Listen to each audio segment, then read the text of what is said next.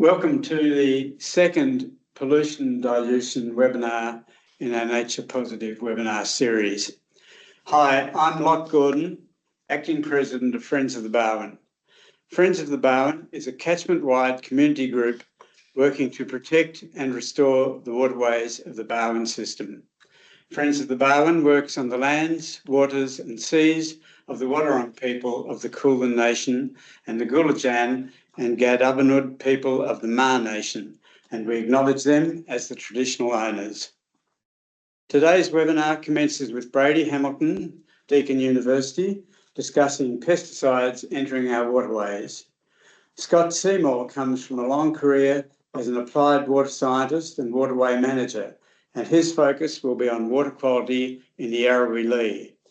Finally, David Tiller, Carew Consulting, will present a current case study of pollution dilution, which suggests that the concept of dilution ratio is simply a license to pollute. Map. This is the South Ballarat wastewater treatment from above. You can see it's surrounded by housing and a gold mine, which are both sources of pollution for the Yarrawee Lee. The Corangamite waterway strategy from 2014 to 2022 stated this key management activity to maintain the discharge into the Yarrawee Lee from South Ballarat wastewater treatment plant as a beneficial environmental use and examine opportunities to better replicate natural flow regimes. Apparently, the idea that discharging pollutant-laden effluent to our waterways for a so-called environmental benefit goes back a long way, and yet still Action 8.6 in the current Sustainable Water Strategy is investigating the use of recycled water and stormwater for environmental flows in the Yarrawee and Lee rivers. The Upper Barwon has traditionally supplied about 2/3 of Geelong's water.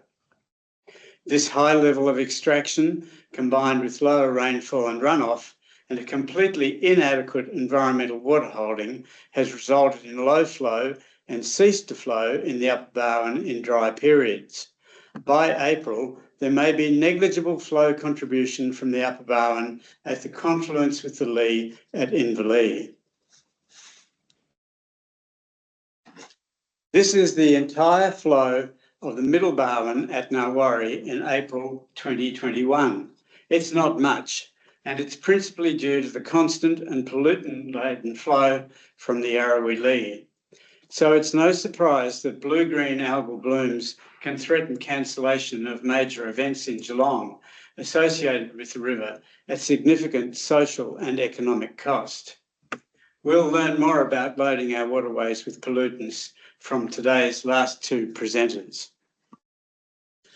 So welcome again, everyone. Please type your questions into the chat and we'll have time to address them during the webinar. Our Q&A moderator today is Dr. Will McCants from Barwon Water.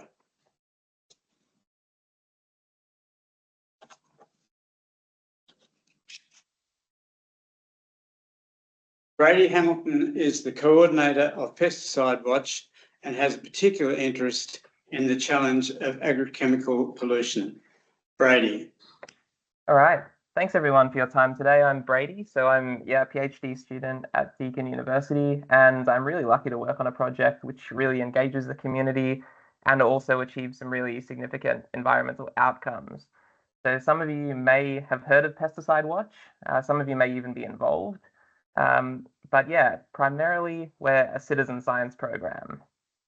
And citizen science, of course, is absolutely nothing new, especially in the conservation biology space. So at the moment, citizen science collected data on the Atlas of Living Australia, for example, far outstrips the non-citizen science collected data. So it's not like we're trying a new thing in terms of engaging the community in science. And there are a couple of reasons why citizen science is so attractive to researchers. Firstly, it can increase the amount of data that we can collect. It's also a cost-efficient way of conducting large-scale research. And because of that, it accelerates the rate at which we can discover new things. But of course, there's also the other benefits, which are equally, if not more important than that. It's that we can sort of foster a sense of environmental custodianship in the community. And also we have that two-way exchange of education. So we can learn from the community and the community can learn about more technical things from us. What hasn't really been done in citizen science to a large extent, though, is looking at emerging contaminants and pollutants in our waterway. So I'm focusing mainly on pesticides. I'm also doing a little bit of trace element work, but let's just focus on pesticides today. So when I'm talking about pesticides, I'm just talking about any chemical that's used to deter or eliminate, basically kill, a living organism. So this is an umbrella term which includes herbicides, insecticides, fungicides, and other types of pesticides.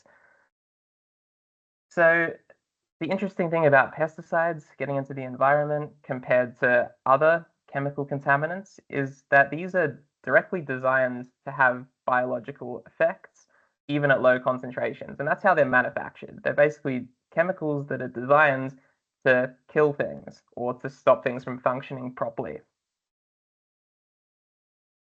And of course, when we're talking about pesticides, it's really important to acknowledge that even though, yes, they are all designed to do a similar thing, they're not designed to do it in the same way for the same organism. So we're talking about things that kill insecticides or insects or plants or fungi. So they're a hugely diverse group of chemicals. So they're diverse in terms of how mobile they are in the environment, how persistent they are in the environment, whether they're able to bioaccumulate, which means that they magnify through the food chain. And they're also diverse in terms of toxicity. It's also worth just pointing out quickly why the general public might be worried about pesticides. This is something that I saw on the university campus. I am usually based in Burwood, and we have Gardeners Creek running through our campus. And this is just a photo I took one morning after some council spraying was done. And you can just see, a mass amount of herbicide has been applied there. And there's a lot of dead plants. And even though there is a bit of a buffer to the creek, on my morning walk, I was a bit worried, thinking, wow, I wonder if there's going to be any effects in that poor creek. And people are worried, but they haven't really had the chance to be involved in a program which does anything about this. The extent to which pesticides are used in Australia is quite significant. So we have over 11,000 different pesticide products registered in Australia. So if you go on a weekend trip to Bunnings, this is probably a familiar sight to you. There's a whole aisle that's just dedicated to pesticide products. And this is just the tip of the iceberg when it comes to the pesticides that are actually on the market. The volume of our usage of pesticides as well has doubled since the 1990s. And of course, that's due to a growing human population, and also climate change has meant that we've needed to apply more pesticides in different combinations. And some pesticides, which are of international concern, potentially banned in other countries, are still being used quite a lot in Australia. So you may have seen some of these in the news mentioned, and I wouldn't be surprised if I got a couple of questions about those ones. So why is it a problem? Well, we know that they're designed to kill things. So of course, in the environment, pesticides can kill things. And we know this is happening not only internationally, but in Australian waterways. So especially insecticides are responsible for measurable drops in insect biodiversity and macroinvertebrate biodiversity in waterways. But then also, if you don't really exceed those thresholds that cause necessarily a lethal effect in the environment, you can still get lots of chronic sublethal effects. So this is really where the pesticides are acting as a stressor on top of everything else that our poor waterways are having to deal with. We can have these chronic sublethal effects, and these can affect organisms physiologically, structurally, and interestingly, even behaviorally. So all of this, whether we have acute lethal effects, whether we've got chronic sublethal effects, all of this depends firstly on the mode of action of the pesticides that are in the waterways. So basically, how do they work? How do they kill things? What functions are they trying to impair? It also depends on the concentration of those chemicals. Is there a lot of them there? Is there just a little bit sort of intermittently in that waterway? So that also ties into the duration of exposure. And also it matters which species are in that environment and whether they're going to be sensitive to those individual chemicals. So in summary, we're interested in what particular chemicals are there, how much of them are there, how long they're sticking around, and also what species are likely to be affected. This naturally leads us to pesticide monitoring. So I just wanted to quickly mention that pesticides are still designated as a contaminant of emerging concern. But I'm sure a lot of you will agree that this is sort of a strange designation because we've known that pesticides have been a problem for a very long time, at least since Silent Spring was published in the 1960s. People have known that pesticides have been able to have significant environmental effects. So the only reason that I can see that they're still designated as emerging contaminants is because they're not routinely monitored, and we have so many blind spots into what's actually in the environment and what effects they're likely to have. So why is this the case? Why are they not routinely monitored? Firstly, it's because they're tricky to analyze. It's not easy. You need specialist training. You need some equipment, which is very difficult to use and difficult to set up analytical methods on. It's also expensive. So if we were to run our samples in a commercial lab, for example, it would cost about $300 per injection. So it's an expensive thing to do and has to be quite targeted if you don't have much money. The other thing is that it's time consuming. It's really difficult to go out and collect large areas or cover large areas with sampling sites, and to be able to bring those back to the lab and then also prepare those samples using traditional sample preparation techniques, then also analyze all that data. So it's not an easy thing to do. So what we're trying to do is really make it easy with our project. So my project is called Pesticide Watch. And basically the aim of what we're trying to do is to create a simple, cheap, but robust pesticide monitoring program that can be an ongoing program. So we managed to do this by engaging the community. So we currently have some schools, community groups, traditional owners groups, all involved in collecting samples for our program. And we have put together some really simple sampling kits, which are still robust and still able to be to generate really accurate data. And we do this by having some pretty cool instrumentation, which is able to clean up those samples and analyze them with very little intervention from an operator like myself. So how do we make it cheap and easy? Firstly, we use inexpensive materials. So most of what we distribute in the sampling kits to volunteer groups are basically just cheap plasticware. We have plastic syringes, collection tubes, a syringe filter, probably the most expensive component, and just some other things like gloves and a marker pen.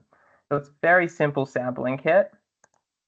We also do our analysis in-house, which, as I mentioned before, saves us quite a lot of money in doing analysis on a large number of samples. And also what we've done is minimize the sample prep. It wouldn't be possible for a single operator in a single lab, which is me at Burwood, to run the number of samples which we're actually going to be receiving as part of this project. So we've had to automate things. We've had to make things less reliant on solvent extractions, which is also better for the environment as well. So we have piloted this program already, and just to give you an idea about how we went overall, only 6 samples out of 382 that we collected as part of that project actually had 0 quantifiable detections of any pesticides. So it's nearly a ubiquitous problem. 4 of those 6 samples that had no quantifiable detections were in Tasmania. So maybe Tasmania is doing a little bit better than us in terms of pesticide contamination. Maybe it's related to the human population. Not really sure at this point. However, every sample that we collected had at least 1 qualitative detection for a pesticide compound. So it wasn't the same pesticide in every case, but this means that when we were just screening, we were able to see a pesticide in every sample. It's just that for some of them, we weren't able to measure how much there actually was. So I'll just give a little caveat that this is unpublished data, hasn't gone through the peer review process. It's also incomplete because I'm still waiting on some of the data to be analyzed on the instrument. But this is just to give you a little bit of an insight into the overall trends that we're seeing. So this is a graph showing the most frequently detected pesticides that we had in our program. And as you can see, there's quite a diversity there. We've got fungicides represented in blue, herbicides represented in green, insecticides orange, and anything else is represented as purple. So those are other. So there is quite a lot of diversity here, quite a lot of representation from herbicides, but also fungicides, which are typically underrepresented in a lot of sampling programs. So because we're analyzing for so many different targets, and we can maybe talk about that at the end, hopefully, we're able to actually see things that other monitoring programs haven't looked for before. So what we've got indicated here are pesticides that are typically analyzed for in routine monitoring. And that's only 9 out of 50 of the most frequently detected pesticides. And yes, of course, they're getting a lot of these most frequently detected pesticides in their target lists, but they're also missing a lot of the story about what's really going on. So our analysis is able to look for a lot more pesticide residues, and so we're able to identify some of these blind spots. The other thing is that we're not just looking for a single sample coming out of a single site at one point in time. We're taking monthly samples for 12 months. So that means that we'll be able to see change over time. This is just 3 months along Bendigo Creek last year. So as you can see, these monthly samples look quite different, and we can identify that, the creek in May is quite different to the creek in June in terms of the cumulative pesticide concentration and also the number of pesticides detected. So this is a really important component of what we're trying to achieve. So I'll just quickly, if I've got enough time, talk about our current program. So this is our full-scale program post the pilot study. We've been able to put together 135 different sites right across Australia, and actually 137 as of yesterday. I managed to grab a couple of sites up in the NT, so we should have pretty good representation across Australia now. So yeah, we have lots and lots of sites across Australia representing a variety of different land uses, all monitored by volunteer water quality monitors as part of this citizen science program. And one of these sites is on the Barwon. So this is just west of Geelong. I'm sure some of you will be able to recognize this site. It is a really interesting site. I'm sure we will generate some interesting data out of it. I can see a golf course over here. I think we've got waste disposal over here, some wineries somewhere, there it is. So there are a lot of influences here, and this is monitored by the Friends of Buckley's Falls. So I think this will be an interesting site, and yeah, hopefully these citizen scientists will be able to help give us an indication about some of those pressures that are in the Barwon. And this is something that I wanted to just talk about at the end in terms of our vision for what Pesticide Watch could be. This is the pesticide reporting portal, which is currently maintained by the Queensland government. And it's mainly to do with their Great Barrier Reef program. And they publish pesticide data online for each site. So you can select all these different sites. And if you select a pesticide of interest, you get a plot like this. So this is imidacloprid, a miticide, and also insecticide, which is of concern internationally. And you can see the monitoring data over quite a long period of time. So this is going from 2020 up until 2024. And it shows you whether there's exceedances, whether they, concentrations were so low they couldn't measure them. And you can toggle between different pesticides. You can toggle between different time points and different sites. However, they're only looking for about 25 pesticides in this program, and they only have sites in a small part of Queensland. So our vision is to have something like this for sites right across Australia for all the pesticides that we're analysing for, so that the public, like people like you, can just access this data online and see what's going on in your local waterways and also beyond.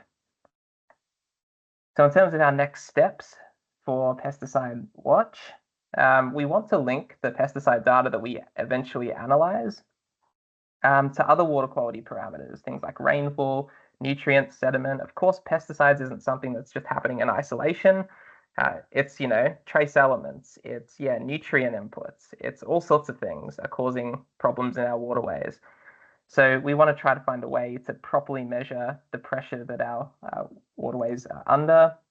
We want to work towards publishing this interactive map online. It's something that can be maintained in an ongoing manner.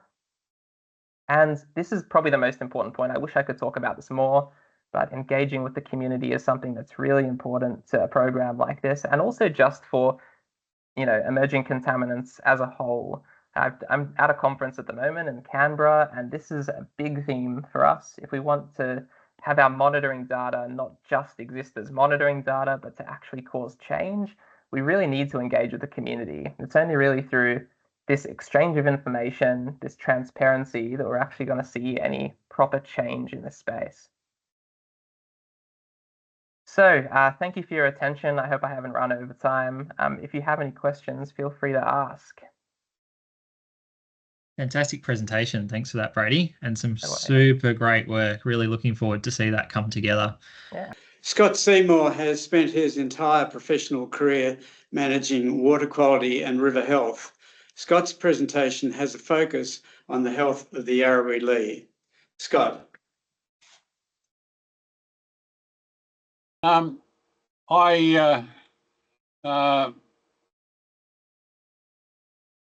want to talk about pollution with no dilution. It's a sad tale for many streams, including the Yarrawee River. So dilution is not the solution to pollution. It's an old concept. It's an old concept. It'll wash our troubles away. A good flush of rainfall will return our stream health. Unfortunately, this is all wrong. We need to address all the components and sources of pollutions in our stream, and there is a myriad of them. And as you can see, I've enumerated some of them. We'll talk to a few of those as we go through. Yarrawee River, most of the headwater tributaries are key water supply reservoirs. And you've got the White Swan, Gong Gong, Kirks, Pincott rivers, reservoirs. There's little natural yield or forestry processes or passing flows down the Yarrawee. It tends to cease to flow in the summer and autumn in the upper reaches.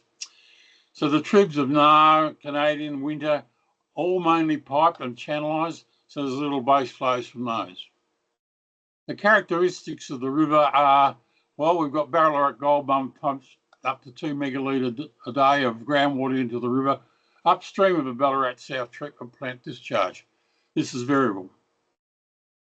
The Yarrawee River is a trickle in the base of a historically stone-lined channel through the central area. Naturalness is absolutely wanting. Ecologically, it's severely degraded. We have nothing there much indeed. So you get this sort of vision of a stone and concrete lined channel, and then you see where it hits. This is at Redden, hits the natural channel. It's all scoured out, and there's not much there at all. So there's no ecological elements except for snails and worms. Scoured out, there's no habitat. There's limited base flows. No ecological connectivity to forester processes, and heavy pollutant loads from urban and industrial area runoff. Runoff from the freeways and roads, which is also critical. So this is Yarrawee and high flow, and it's a pretty awful mess. It would be absolutely loaded with contaminants. Major source of contaminant loads to the Yarrawee River. I would say the major source is probably urban stormwater. Ballarat's a big town, and it's a major contributor to the urban stream syndrome. There's very few retarding basin or treatment systems within the old drainage network. The sheer forces and flashiness of it scare out any habitat at all, and that's a major issue. The significant pollutant loads from urban stormwater is nutrients, heavy metals, animal fecal material, carbon black, polyaromatic hydrocarbons. It's really a witch's brew. And more recently, is the detection of termiticides from new developments. Now, you might ask how the hell they get into there, given the fact that they're supposed to be very particular sites, and it's got to do with the operators. Major roads and freeways are a major source of contaminants to our waterways, and particularly the Yarrawee.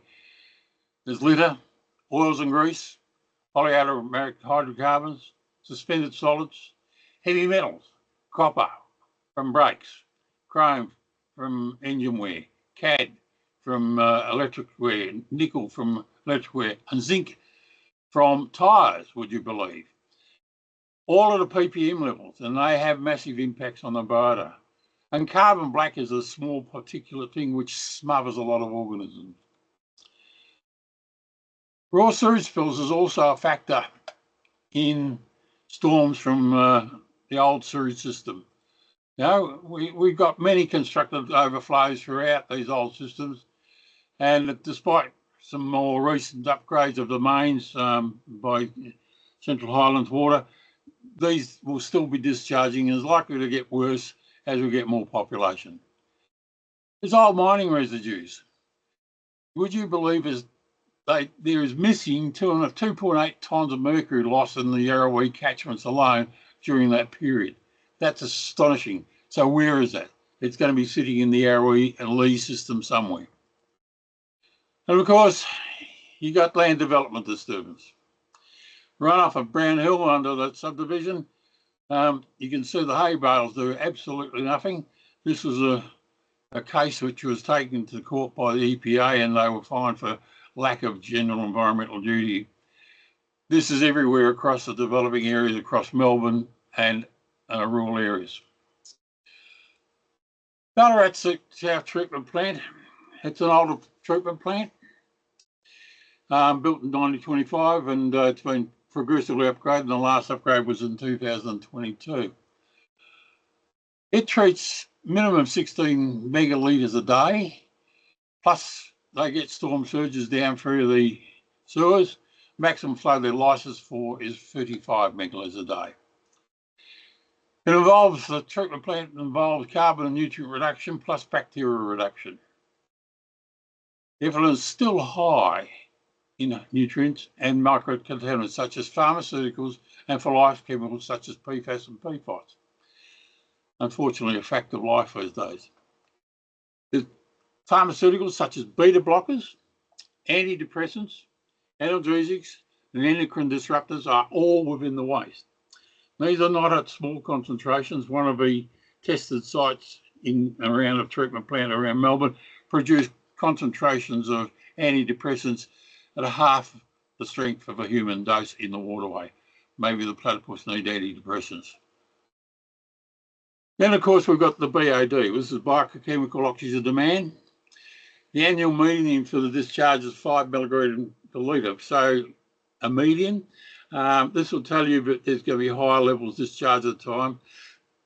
This is a polluted flow for a river. If there is a river of 5 milligrams per litre, we would be greatly concerned. You know, anything above 1 milligram per litre by BOD is regarded as polluted. And with that sort of level, you're likely to have low DOs in the morning from oxygen sag from algae.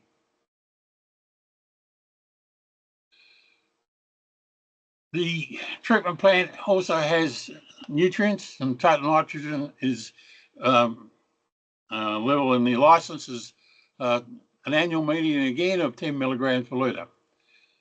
Ammonia of 2 milligrams per litre annual median. Total P of less than 0.5 milligram per litre. That's reasonably good, but can be lower. Surfactants.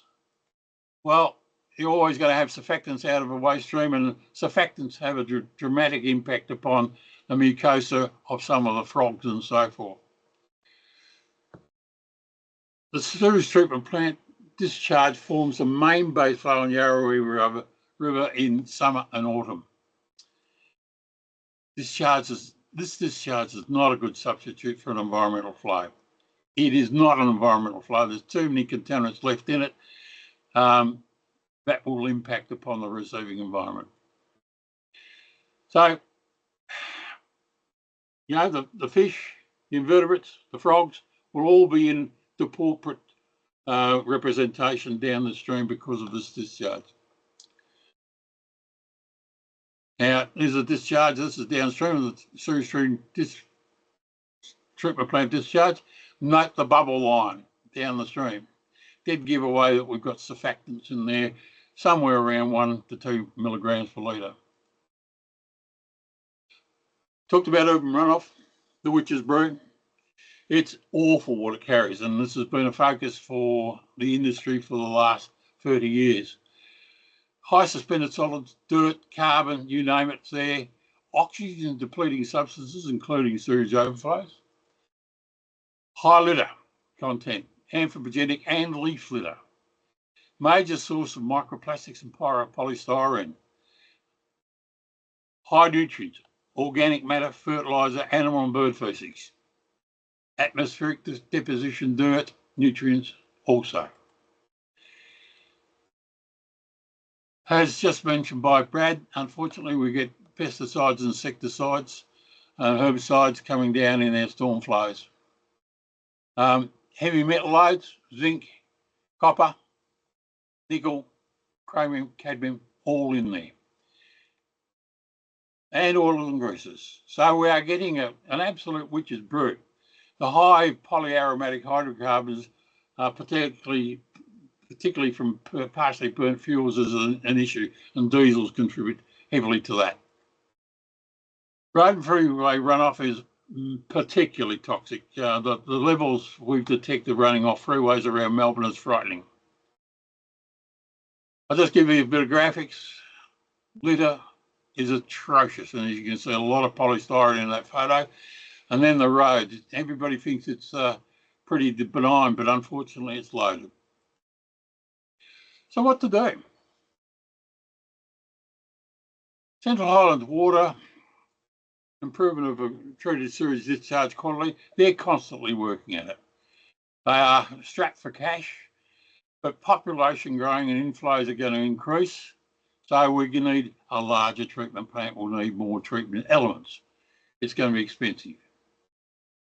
There's a lack of inflow balancing at the start, which causes problem through the treatment plant, causes surges. There's outages, and as a result of both of those, we can have out of spec effluent. Yeah, they could add some chemicals to further reduce phosphorus, and that would be advantageous because it'll slow down the number of algal blooms that we'll have down the line. More improvements on the horizon? Maybe not yet.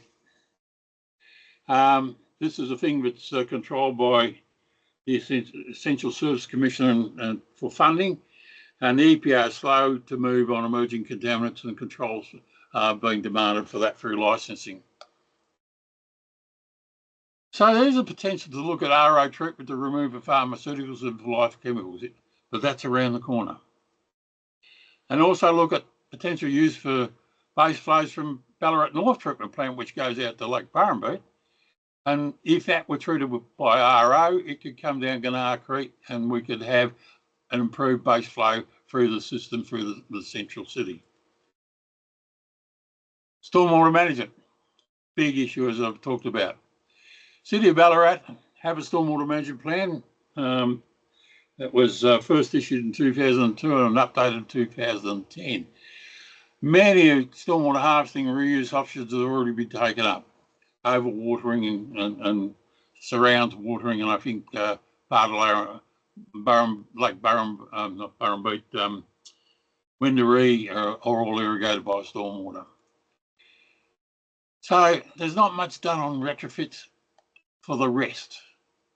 It's a huge job.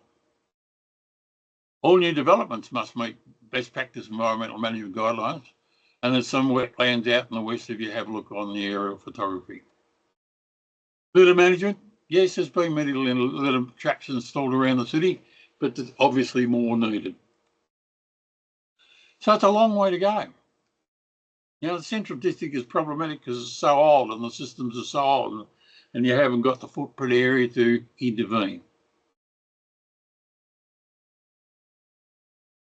IWM, a new initiative, Integrated Water Management Plan, was established and published in 2018 by Central Highlands Water.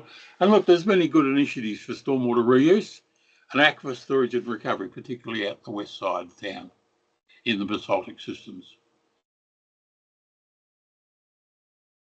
There's potential additional treatment of sewage effluent would then be discharged to the low reservoirs, as mentioned in the plan, and also for discharge to aquifers by ASR, which aquifer storage and recovery. But this requires RO treatment. So this is all on long time frames and requires state government investment. I fear that we're going to be overrun by population growth before we get hit. So it's going to be a hard-won effort to improve things. But one of the most important things we need to do is get some decent publicly available monitoring. I was absolutely amazed that I could not get onto any data over the water quality of the Yarrawee or downstream systems, but it was openly available. Just a stunning thing. I'll leave it there, folks. Good on you. Over to you, Locke. Thanks very much, Scott. Very important information about the sorry state of the Yarrawee Lee. And I remind everybody that all those pollutants will end up down in the world-renowned Ramsar wetlands at the bottom of the Barwon system. Now we welcome David Tiller, who's got vast professional experience in water quality issues. He'll share with us the effect of sewage effluent discharge on aquatic ecosystems and some recent developments relating to the Kyneton water recycling plant and the Campaspe River. Thanks, David. Thanks, Locke. Yes, I'm going to first talk a bit about some general sewage effluent impacts and so on, and then we'll get on to the Campaspe at Kyneton here, and particularly about the EPA licence process. One of the things that I really like doing this, because I'm not here not only to inform you of problem solutions, issues and that sort of thing, but I hopefully give you some understanding of these problems, issues and so on, so that you can recognise them in your own patch and you have the ability to question your water authorities, the EPA, and even suggest where to go, better outcomes and so on as well. So sewage, basically in the towns that I'm talking about, the Kyntons and the smaller towns around, not the big cities, including Geelong, most of the effluent coming in is organic matter, feces, food stuff. That's about it. No doubt, as we've just been hearing, there will be low levels, maybe even moderate levels of toxicants, pharmaceuticals, other chemicals. But the big issue 100 years ago was that there was really no treatment of the raw sewage. It was just dumped out into the water bodies, into the rivers. And the result of that was they became cesspools. They stank. Life was eliminated from them. This is how I remember reading the Yarra was once described there. The big problem is that complex organic matter has to break down. It's bacterial and other microorganisms that do this. They use oxygen in doing that. The oxygen, therefore, is drawn out of the water column, and you have those problems of cesspools forming.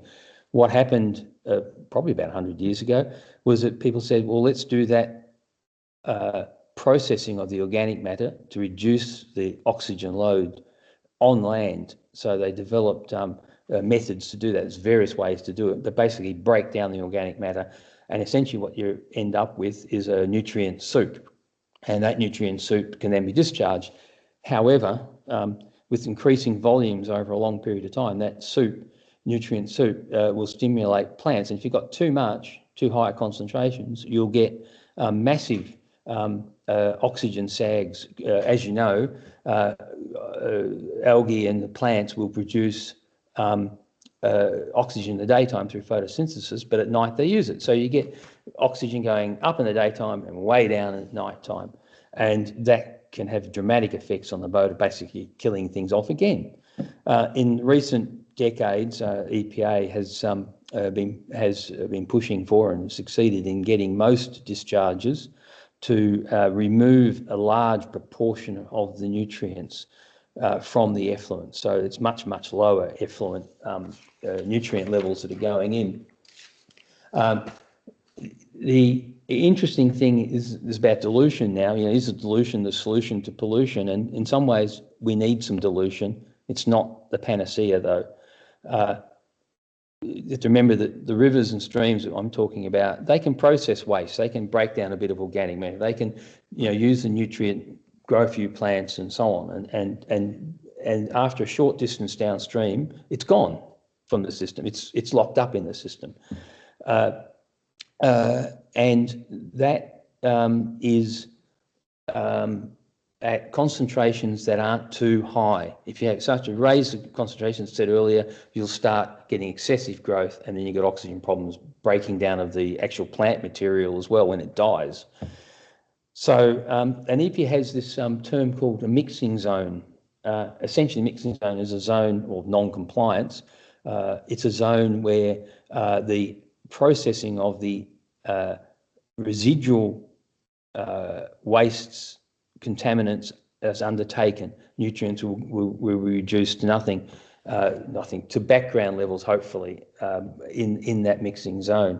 The idea is that the mixing zone is short, and that at the end of it, it reflects what was upstream of the discharge, the background levels, I suppose you'd call it. And the mixing zones were always facilitated by a general rule of thumb that EPA had, which was 1 effluent discharge to 5 river flows, the 1 to 5. And that, that basically gave a fair buffer. It reduced the concentrations coming out at the end of the pipe into the system and allowed the river systems to process what residual wastes were there. Now, the Campaspe in Kyneton. Will, can you? Yeah, thank you. Just a quick picture there. Kyneton's at about 500 metres altitude. It's in a relatively high rainfall area, although the rainfall is becoming far more variable now, and therefore stream flows are variable. The stream flow, as I said, is a headwater, so it tends to go up and down fairly quickly. You get a substantial storm event, up she goes. If you don't get follow-up rains, it drops down again. Flows are often less than a megalitre a day. The data for this reaches of the river you can see here show that the water quality and the invertebrates that have been collected there are probably at best moderate, maybe poor to moderate ecological condition. You have to remember also there's wood end upstream, which has a sewage discharge, and there's, of course, there's urban discharges. Kyneton has the same. There's agricultural runoff. There's access by cattle to streams and everything as well. So there are a myriad of effects there that affect that degradation, affect the quality of the river. Now you'll see circled here some little areas called site, or here D, C, and B and A. Those, I'll talk a little bit more later, but those are some areas where Colburn Water undertook some what they call offsets. That is, they've fenced the stream and they've revegetated it. And I'll mention this just a little bit later, just to keep that in mind. Thanks, Will. The EPA licence was put out about a year ago, and with some negotiation with Colburn Water, but the EPA essentially put out a licence with a normal sort of thing, a set of contaminant conditions, limits on how much you could discharge, and a dilution that was the minimum dilution required. The contaminant levels are a little bit better than what you were describing, Scott. For example, ammonia, instead of being, 2, is maximum of 1.4. Phosphorus has gone from 0.5 to 0.4, and a few things like that. The issue with that is that, as you mentioned, Scott, they're all annual medians. And what was addition in the licence, though, they put in maximums in there, which is a sort of a small step forward. Unfortunately, the maximums, this is maximum full stop maximums, unfortunately those maximums are fairly high, probably towards threshold levels, maybe just sub-threshold levels where you would expect harm in the system. The medians, I hate medians. As you're probably aware, median means 50% of the data are above the actual limit that EPA puts there. And you could, in theory, have a period, say just using, phosphorus example, you have a period of 3 or 4 or 5 weeks where the phosphorus is quite high enough to stimulate a lot of algal growth, plant growth, full stop, and then you get some issues with oxygen and you get depletion of fish, invertebrates, everything else there.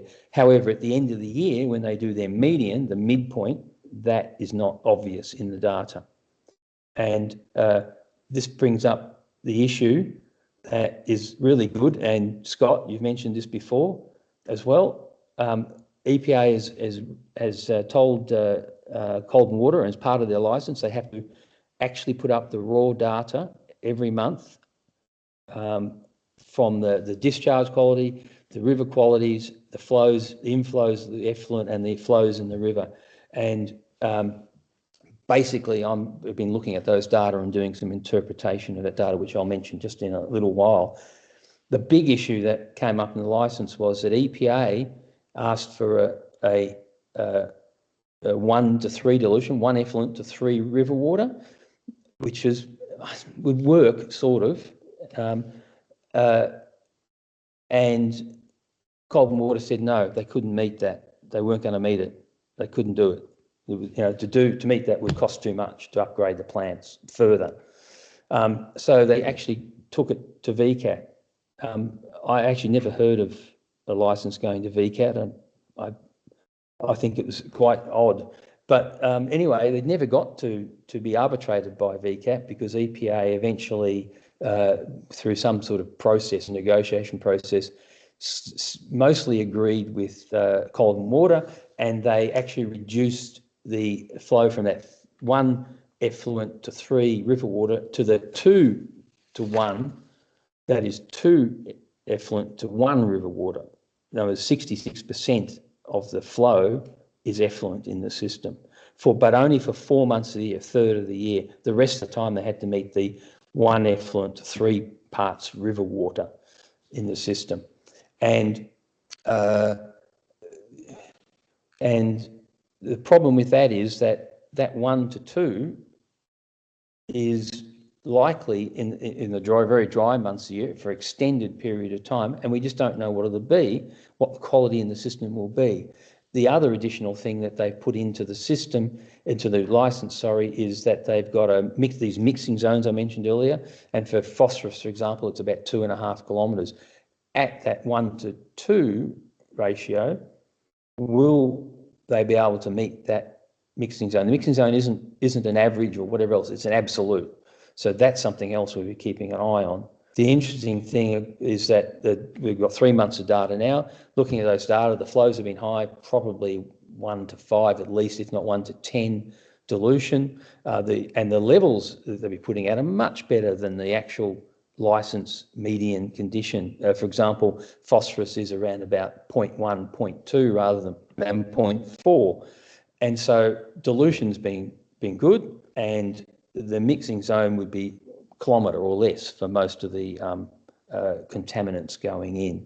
So this is not that'd be fantastic if that was the case for the rest of the year, but we know it's not. The river often has almost no flow in it, and so we'll see what happens. And that almost no flow, if they have a long period of no flow, what will happen then is that they'll have to store it. And if they store it and they get to the ponds are full, their retention ponds are full, then they just have to release it. And they'll be asking EPA for an emergency discharge. The emergency discharge, if it happens during this very low flow summer periods, could have pretty nasty effects on the river system itself. Emergency discharges are actually meant to be the other way around. They're meant to be for wet years where you have a lot of infiltration in the system, you collect a lot of water, you can't irrigate and so on, not for excessively dry periods of time. And as Scott's mentioned, and we know all over the state, there are a lot of these headwater streams that are really suffering from discharges, and their flows are being reduced dramatically, have been reduced and probably will be in future. Lastly, I'd just like to mention that what I'm concerned about with this is the precedent that's been set that why wouldn't another water authority that normally would have reasonable flows in the system, could get reasonable dilutions, but do have dry periods of the year and low flow or low flows, why wouldn't they be asking for this particular caveat to be put into their licence. And I think that would be pretty bad if it was extended across the state. But I can imagine, as you said, Scott, there's a lack of money out there, and the government doesn't seem to want to support things, and it might be seeing a way around of reducing costs. So I'm concerned about that. Well, thanks, David. Thanks, Will. I just wanted to say that Landcare is an excellent source of participants for community engagement. And secondly, I thoroughly agree that data should be publicly available. We had an issue a couple of years ago, but it's still outstanding, where the EPA had done a very large survey of wastewater treatment plant effluent, and the results for the individual treatment plants have never been made available to us. And yet all that very extensive work was done with public money. So I certainly think that we should be getting more public access to raw data. So next year, our Nature Positive webinar series may include such topics as the river and stream food web, floodplain and wetlands restoration, groundwater and waterways interactions, and riparian and in-stream habitat repair. So please keep an eye out for the next flyer in early 2025. We hope you enjoyed this webinar and appreciate a minute or two of your time to complete a short survey. And many thanks again to today's presenters and moderator, Dr. Will McCants, and to Barwon Water for facilitating these last two webinars. Thank you.